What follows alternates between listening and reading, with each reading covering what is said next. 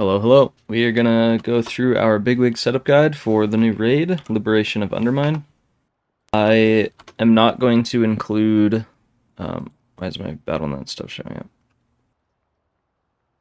I'm not going to include the VODs alongside while we're setting it up like I did with the dungeons, because I'm going to also do like a how to heal guide series where I go through the whole raid and just kind of explain what the really important things are to heal and show like gameplay examples and stuff. So that should be a video that's out pretty much by the end of this week, I would think, as soon as I get into Heroic. And then other thing is I'll probably make individual guides for each boss. Maybe not guides necessarily, but healing out loud videos. I'm going to try to play different healers each week and then get recordings for different bosses and then go from, you know, the first boss all the way up until the last boss on different healers on Heroic and do like a commentary on each healer of like how to handle different fights as different healers. So that will help like kind of explain the gameplay elements of the raid and stuff. So I don't want to show that in this video because then it kind of overlaps with all that stuff.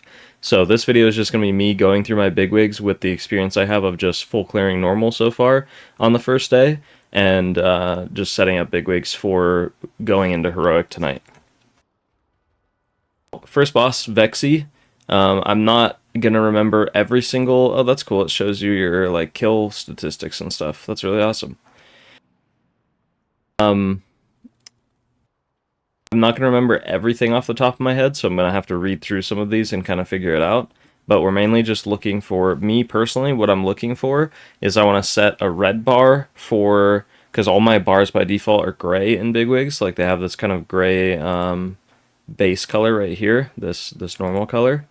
And then I set one really important, usually like the big AoE unavoidable mechanic that needs like the big healing check, I set that to a red bar. I have a yellow bar, which is usually some kind of smaller healing check that we don't necessarily use cooldowns for maybe, or we use smaller cooldowns for. And then I set a countdown for something, just something important in the fight that I want a countdown for. So for this fight in particular, we're going to kind of just go through each ability. The protective plating doesn't really matter. Unrelenting Carnage goes into an overdrive for 30 seconds, launching shrapnel at players, inflicting damage, and an additional blah blah blah every 8 seconds. It looks like this is... I can't tell if it is the shrapnel that does this damage, but the damage that it does, like the 700,000 and the 400,000, that looks like it's damage that it just does to the raid, unavoidable. So this looks like the big healing check, so I'm just going to immediately go in here. I'm going to copy this red color and paste it into the normal. There we have that. And then we have Spew Oil. This is the one that targets 2 players and then leaves like a puddle on the ground where they were targeted. So this one we want only when on me because we only care when it's on us. And then we're going to set the noise to something where we know that we have that debuff and we need to go drop it. So for me, I'm probably just going to use... I was going to put drop, I think. Drop. There we go.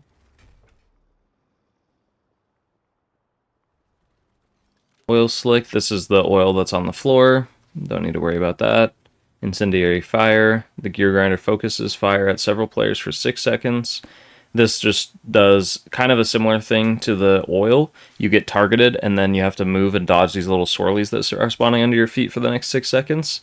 So, but this is also how you get rid of the oil on the ground, because you run the fire through the oil.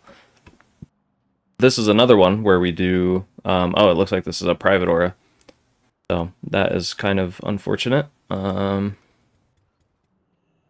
We go for this, sorry, for this we go to private aura sounds, because if it's a private aura, you can't change it in the Bigwigs add-on, so, or in the spell itself. So we go to private aura sounds, and then this shows for every single boss. Oh, it looks like even Spew Oil is the same thing. So we're gonna make Spew. Let me double check just so I'm not getting this wrong. Spew Oil, because it let me change this one, but it may not work since it says it's a private aura. So we're going to change this to the sound that we had before, which was drop. And as long as you change it in the private aura section, then it still works. and it'll only do it when it targets you by default. So that one's drop. And then Incendiary Fire, we're going to do move, because that one we have to consistently move for while we have it.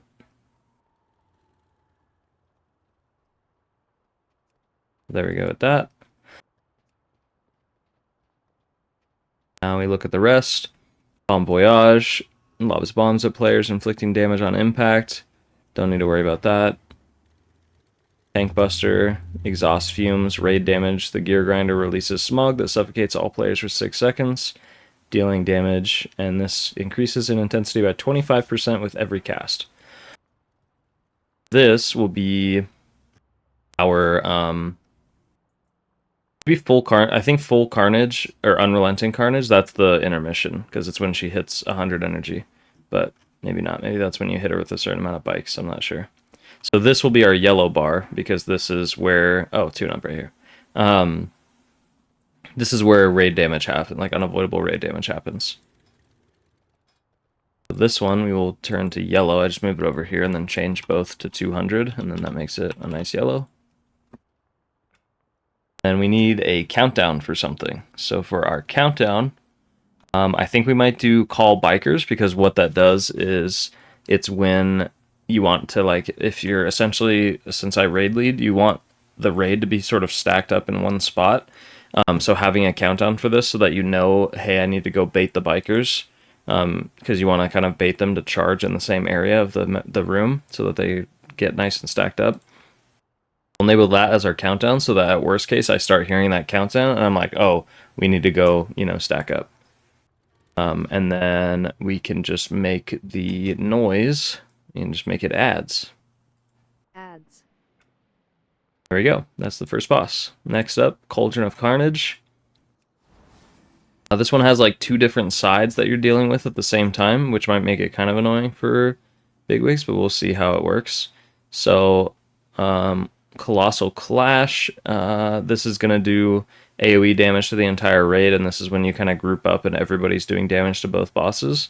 So this immediately is going to be our red bar, because that's like the most important, part of the fight. And then, oh cool, it fades out bars, so you can actually set up the Bigwigs like for each boss separately. And then when you're out of range of the other boss you won't hear the notifications for and whatnot, that's pretty huge. Raised Guard, that doesn't matter to us, that's just when they're too close together. King of Carnage, the last boss standing, yeah, that just increases their damage. And Tiny Tussle, this also doesn't matter, it looks like it's just kind of unavoidable random rot damage essentially. And then we have the Fire boss. We just call them red and blue, because that's easier than fire and lightning in my brain, and I think that's how we're doing it in our raid spreadsheet and stuff. So let's see, this one is just unavoidable damage.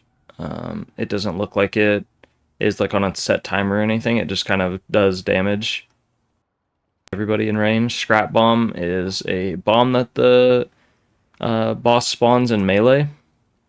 It's it on a melee player, and then everyone needs to stand in it and help soak it, or you can use like a few immunities to help soak it. So we're gonna set this to soak, wherever that is. Soak. We'll set that to soak. And this shows a timer for the bomb explosion. That's pretty good.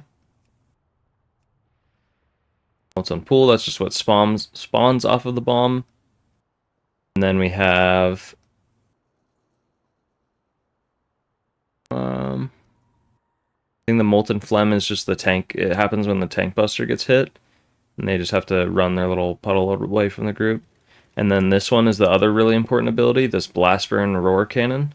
That is going to target a random player with a beam, and the player with the beam has to go to the other side of the boss without pointing it at the other side of the raid, because the other half of the raid is fighting the other boss on the room. But you want to point it away from the bomb, because the bomb knocks you back when you soak it. So if you get knocked out of the bomb and then into the beam, you can die. And the beam will just one-shot literally anyone. We even had a tank on normal that got hit by it, and it just did like 50 million damage to them. So, yeah. think that the countdown might be the best for that. That way we know when the beam's coming out. So we'll do a countdown for that. And then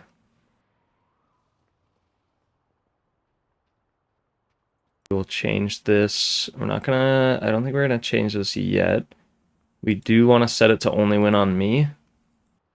And then we make the sound, like beam would be good. Beam. I prefer using the text-to-speech stuff. And then Eruption Stomp, runs several calculations, then stomps, triggering an eruption beneath their current target that inflicts 7 million damage and launches them high in the air, releasing fiery waves in multiple directions. I believe that's also part of the Tank Buster, but I'm not entirely sure. But this is like you have to dodge these little waves that spawn out of the ground. So what we'll do with that is we will just put dodge. Dodge.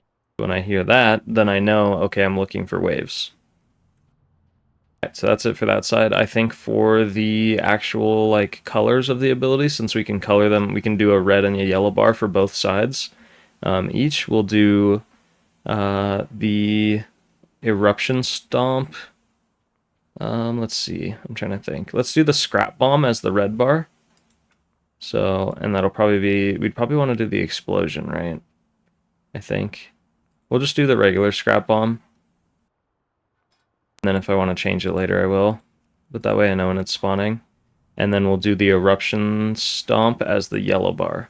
That way that's another thing I can kind of be aware of because the big overlap is like getting the bomb plus the wave at the same time so that you're not getting hit while you're soaking the bomb or while you get knocked back from the bomb or, etc.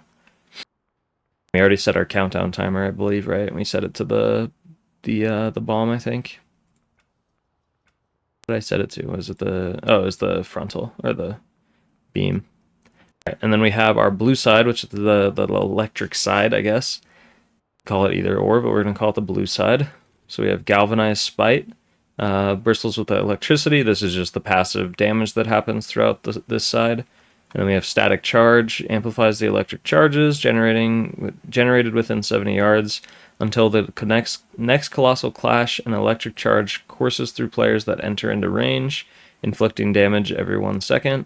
Additionally, while in range, the charge grows when the target moves. Okay, so this is just like the passive effect when you're on this side, which is you want to avoid moving as much as possible, while still, dodging things and doing that. Alright, so next we have Thunderdrum Salvo, firing missiles at players, so this is where you have to move in order to dodge stuff. So again, we're just going to set this, and I think this targets pretty much everyone on the side, so we're going to set this to dodge. Then we have Voltaic Image, and it summons little ads of himself that fixate players for 12 seconds. Upon contact, the image explodes, inflicting damage to players within 10 yards and creating lingering electricity. My understanding of this is you want to just like hard CC and maybe even kill the ads. I don't know how much health they have or anything like that. So for this, we will just set it to ads. Ads. And then I'll have to just kind of see that on heroic and then change it accordingly. Lingering electricity, that's just pools that he puts on the floor, and then he has a tank buster. So this side, it doesn't really look like there's that much healing damage that happens. It's definitely the red side that takes more damage. So I think for the red and yellow bars, we'll do a red bar for the salvo. Is the big dodge, and then we will do a yellow bar for the ads. That way we're just more aware of when they're going to happen so we can be a little bit more prepared for them. So there's that, and I think that's it. And then did we have a countdown for this side? I don't think we do yet. So I guess for the countdown we could just do... I guess we do the ads. That feels like it's more important. What we do for this side, we did the beam. So yeah, we'll do the ads as the countdown timer. There we go. And I think that's it for this boss.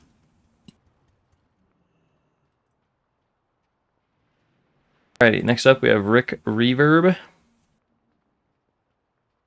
Amplifier markers, we definitely want this. It marks the amplifiers that spawn in the fight, which is very important. We have amplification. This spawns an amplifier. So we will just change this to...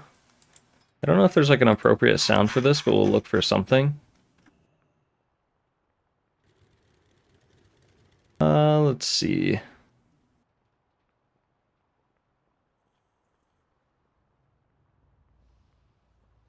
Maybe just set it as drop even is possible, just to let us know that he dropped one, because tanks want to move out of the way like as soon as possible. I think, yeah, I think we will do that, I'm pretty sure. What about spawn? Spawn. No, I don't like that one. We'll just do, what's it gonna do? Is it drop?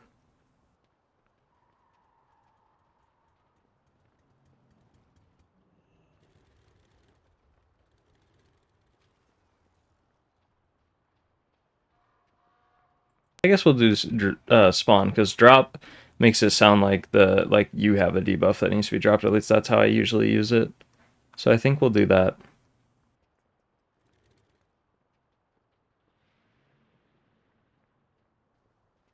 Still kind of looking through these. All right. Okay. Spawn. We'll do spawn. That's the little amplifiers that he spawns, and then we have lingering voltage. This is just when you activate it, it does damage, so that's just like a passive basically. Resonant echoes is, I believe, this is what shoots out of the amplifiers, so you just dodge it. I don't know if this would show us like when the waves spawn, but I think it's more of just to keep an eye on them and dodge them. Entranced, and this is, I think one player, oh yeah, one player gets like targeted and you have to like run away from the boss. And then as they take damage, they, oh yeah, like, I think from watching the videos of it, because I haven't actually seen the ability yet, but they have to like walk away, or maybe I saw it during PTR testing. It like targets multiple players, they run away from the boss, and then they kind of get charmed towards him, and then once they take enough damage, it breaks them out of it. I don't remember if you can deal damage to the entranced players, or if it's just abilities in the room or the AoE damage that's happening throughout the room. So this one, as far as I know, we want to put only when on me. And then we would just put like run or something like that, I was thinking.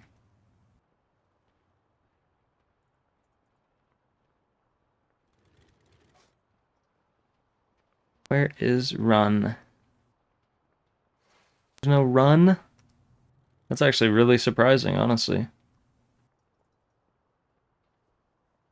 Huh. Well...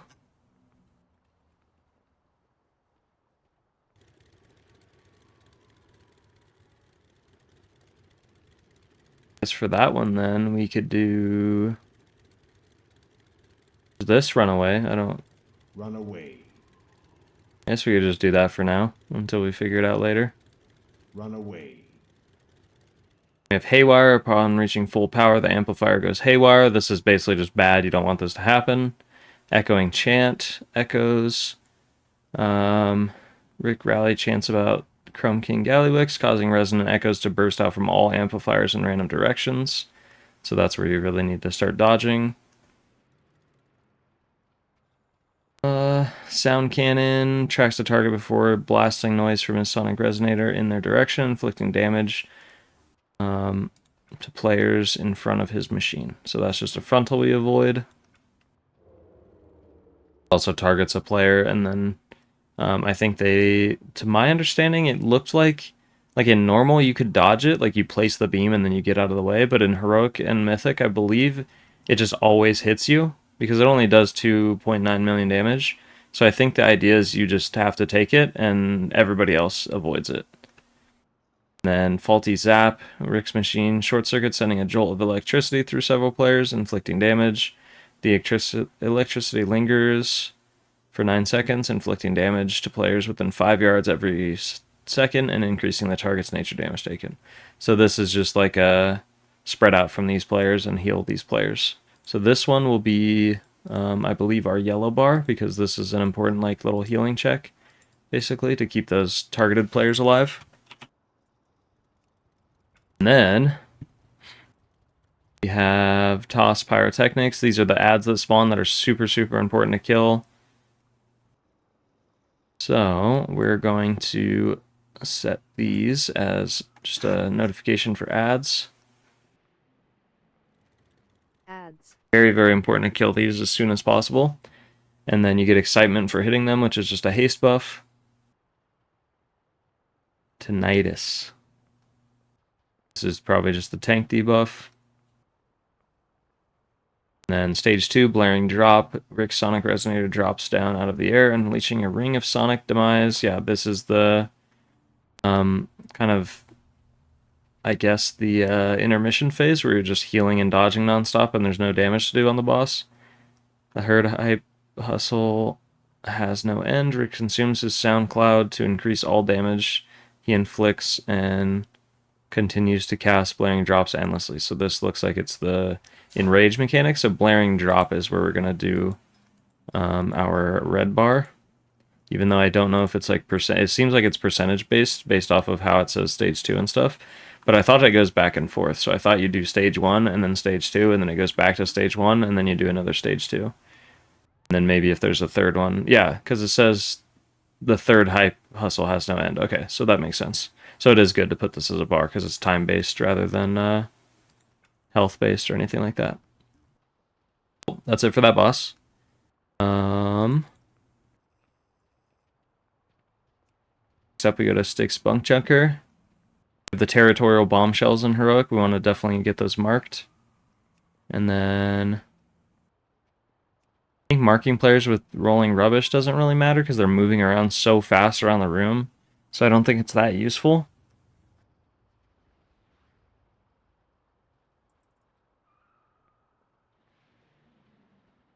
Sorting right here is the one where you actually get the rolling rubbish. That's where you get the ball on you. So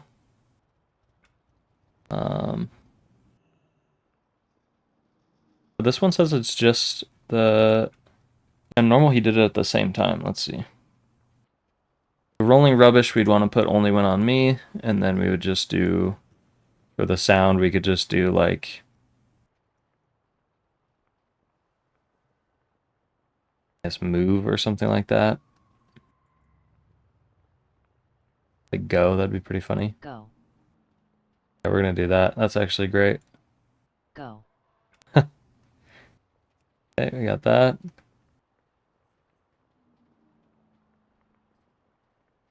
Looks like electromagnetic sorting does a decent amount of unavoidable damage, so I kind of want to set that as the yellow bar. Maybe we'll wait.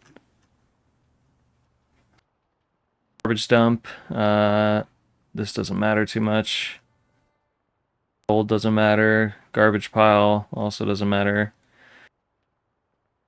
Let's see. Contact with a large enough rolling rubbish absorbs the discarded doom explosive, triggering an explosion that deals damage to players. Don't need to worry about that.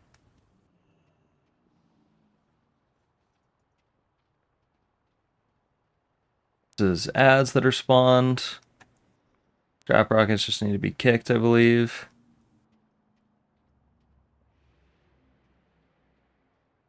Incinerator, these are the fire circles that spawn, so when these spawn, they spawn on random players or nearly everyone in the raid, and you just need to make sure it's not overlapping with the trash piles. It's a pretty small circle around you, so you just don't stand directly on a trash pile, and you're usually fine.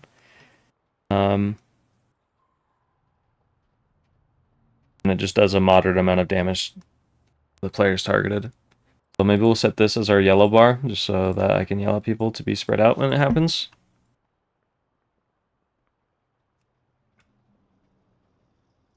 Maybe this will be our countdown as well. It's definitely, I think, worth it. So we'll set that as our countdown and our yellow bar for now, and then maybe we'll change it.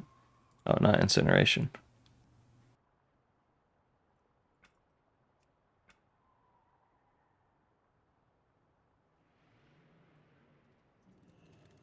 Tank Busters, Meltdown, fries his current target with intense electricity.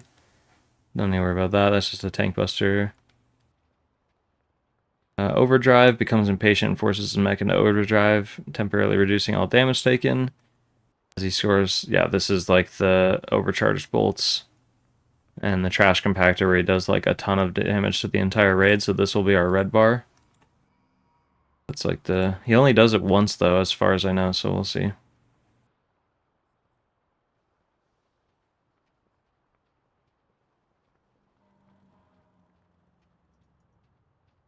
I think that is pretty much it for this fight. There's not too much to do as far as sorting things out, because it's very much like just being aware of how to not mess up the garbage piles with fire abilities, and then getting rid of the garbage piles when you get targeted by the rolling rubbish.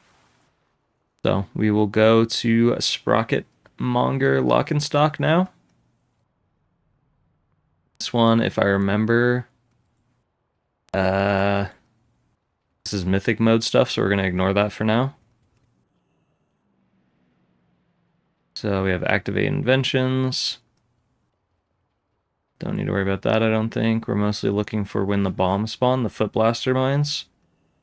So this is what we're going to set to our red bar, or even our yellow bar, but for now we'll do red. And then we'll set the sound to, if there's one that says like bombs or something like that. Bombs. There we go. Stable shrapnel, don't need to worry about that. That's just the debuff that you get from soaking one of the foot blasters, so you need to alternate who soaks it. Wire transfer overloads the capacitors around the factory, causing a section of the floor to become electrified. Okay, so this is important to know for sure so that we don't stand in it when it, is about to transfer. We're already out of it in time, so we'll set that to our countdown. And then maybe I'll even make the bar like a weird color, like we'll make it like a blue color. And then that way I can just kind of be aware of when that happens. I think usually for like phase transitions and stuff, I use purple. So we'll just do that. And we have screw up. This is where you get targeted and you just need to bait these little swirlies on your feet and try not to run them all over the room. So for this, we'll just do move.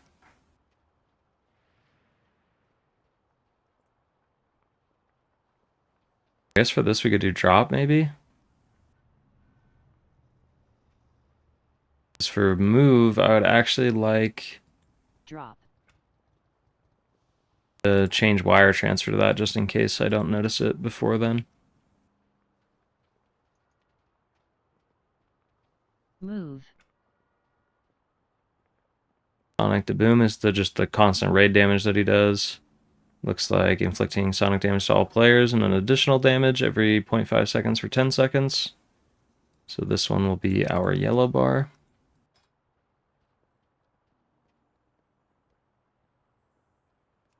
Still seems like the mines will kind of be the bigger healing check out of everything. And stage 2 is the intermission as far as I know. Or maybe it's after the first intermission. Let's Pyro Party Pack. This is to current target a package of explosives. Oh, this is like the tank mechanic where the tank just needs to run away from the raid. So I guess this would be the other like form of raid damage instead of the bombs. We'll still leave it how it is for now.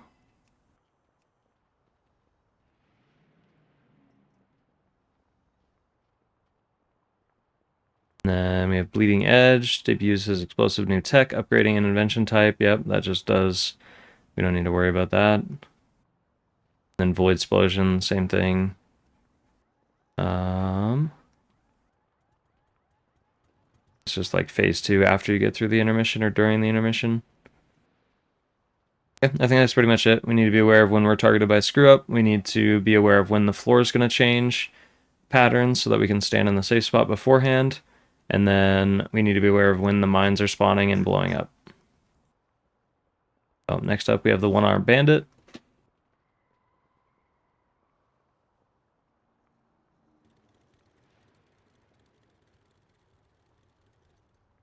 I'm going to do this boss as our last boss, and then I'll do the last 2 bosses as like a part 2, basically.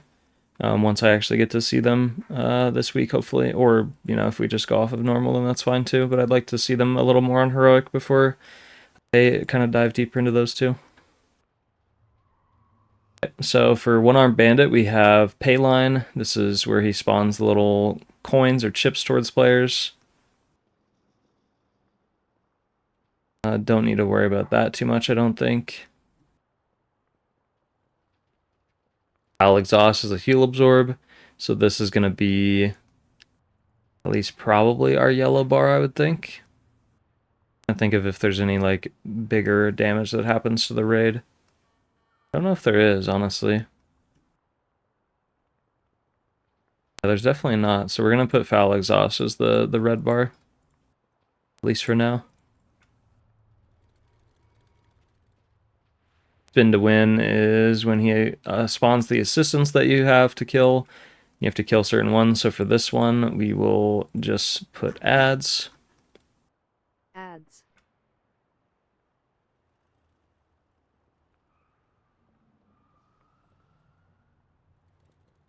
Explosive Gaze, this is the dynamite that he spawns, and they chase random players. Upon reaching the target, it blows up, so you just need to, as far as I know, you just need to kill them before they reach the players.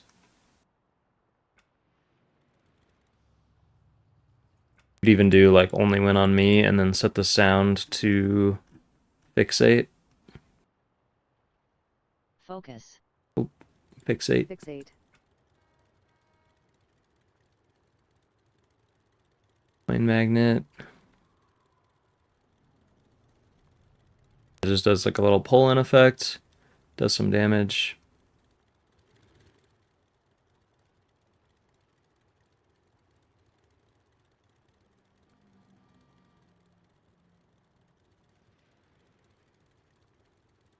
Withering Flames definitely seems important, but it looks like it just does it around a single player. They just get out of the group as far as I know. We'll leave that one alone for now since I'm not fully aware of that one. Stage 2 is just like the execute phase.